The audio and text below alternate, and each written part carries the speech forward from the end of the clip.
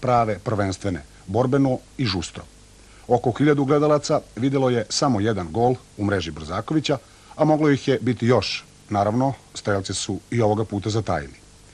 U prvom delu utakmice Kikinda ima terensku inicijativu, a Radnički uzvraća kontranapadima.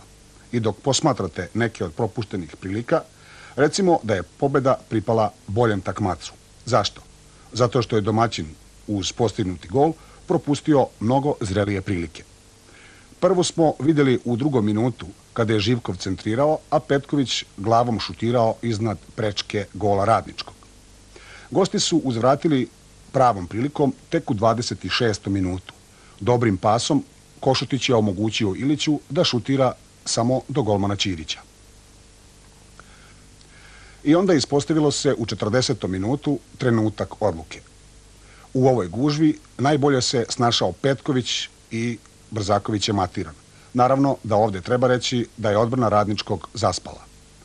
U 43. minutu slobodan udarac izveo je Mirotić, a Divac šutirao pokraj gola. U nastavku utakmice slika se menja. Sada Radnički napada, a Kikinda koristi kontranapade.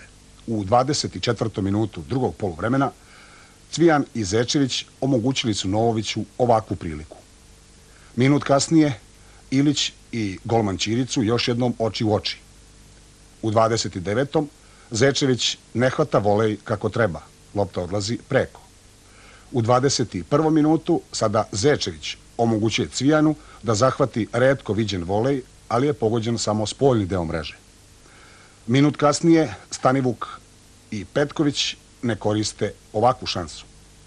U 37. minutu drugog poluvremena Tešović je šutirao, a Ćirić je na pravom mestu.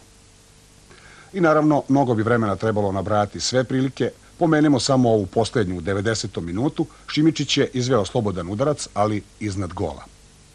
Sve u svemu, Kikinđani su zasluženo došli do 11. pobjede i ovim bodovima i bukvalno prebrinuli sve brige oko opstanka.